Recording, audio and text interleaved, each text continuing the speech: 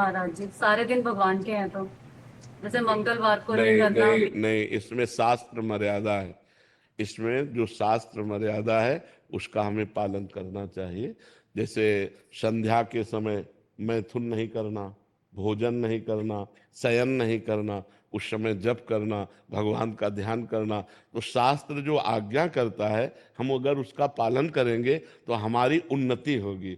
अब जैसे गुरुवार के दिन किसी भी स्थिति में बाल नहीं कटाना, द्वादशी के दिन किसी भी स्थिति में तुलसी जी को नहीं छूना। तो जो शास्त्र मर्यादा बनाई गई, अब उसमें हम क्यों नहीं कह सकते? क्योंकि ये ब्रह्म ऋषियों के द्वारा बनाई हुई मर्यादा है। बुधवार को और शुक्रवार को आप बाल कटवा सकते हैं, लेकिन अन्य दिनों में कटवाने से आपके पुण्य क्षय होंगे। ब्रह्म ऋषियों ने जो मर्यादा बना रखी है, अगर हम उससे चलेंगे तो हमें ज्यादा लाभ मिलेगा।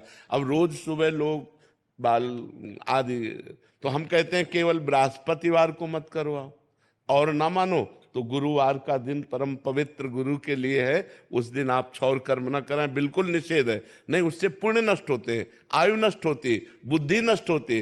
अब अगर आप नहीं मानोगे तो वैसे ही आपके आचरण होते चले जाएंगे, गिरते चले जाओगे। देखो, आप सब लोग यहाँ क्या देखने आए हो, हम आपको बता रहे हैं। आप यहाँ क्यों आए हो, हम दो बातें आपसे रखते हैं। आप क्या देखने आए हो और आप यहाँ क्यों आए हो? तो आप यहाँ देखने आए हो साधुता, भगवान के भक्त का दर्शन जो शास्त्र के अनुसार चलता है। आप आए हो अध्यात्म को पाने के लिए, आप आए हो सुख शांति के लिए, आए हो कि नहीं? अगर हम धर्म से ना चलते हो तो आप हमारे दर्शन करने आओगे क्या? हम भी तो एक मनुष्य हैं, हम भी तो आप जैसे ही हैं। अगर हमारे अंदर अध्यात्म ना हो तो आप क्या सुनने आए हो?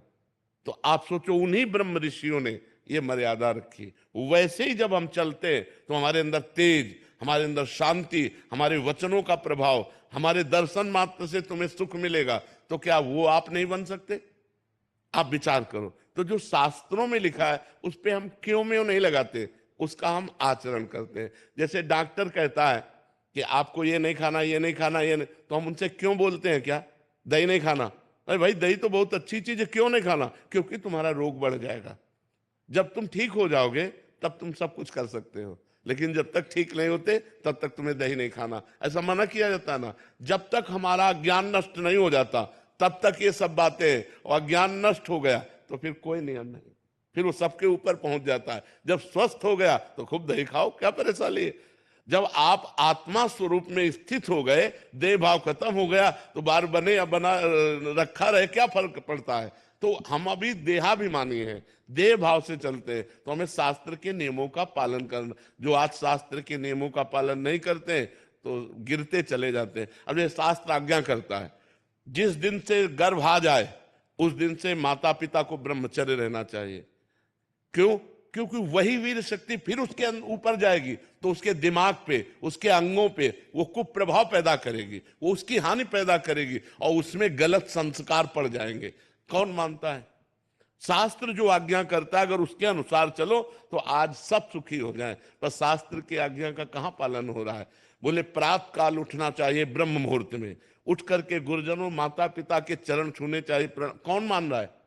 प्रातः काल उठ के रघुनाथा, मात पिता गुरु नावै माथा, मातृदेवो भव पितृदेवो भव अतिथि देवो भव। कहां गया?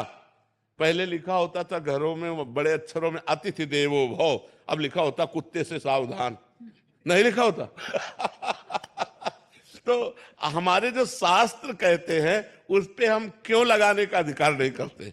हम उनका पालन करते हैं। क्यों लगाने का मतलब है संशय करना, और पालन करने का मतलब श्रद्धा करना। और श्रद्धावान लभते ज्ञानम, श्रद्धावान ही ज्ञान को प्राप्त होता है, श्रद्धावान ही आनंद को प्राप्त होता है, श्रद्धावान ही परम शांति को प्राप्त होता है। इसलिए हमें लगता है शास्त्रों की आज्ञा का पालन किया जाए, ना कि उसमें क्यों रखा जाए।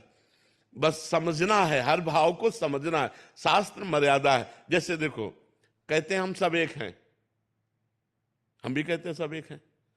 अब एक पिता के दो पुत्र हैं, एक बड़ा एक छोटा है। अब छोटा वाला बड़े के पैर छूता है, छूता है ना। अब ये मर्यादा है, शास्त्र मर्यादा है। तो देखो कितना अच्छा लगता है अगर छोटा वाला अकड़ के कर दे कि जिस बाप से तुम पैदा उसी बाप से हम पैदा हैं, क्या कमी जो हम तुम्हारे पैर छुए। उद्दंडता कही जाएगी कि नहीं कही जाएगी? और जब भैया कह के पैर छूता है तो हाथ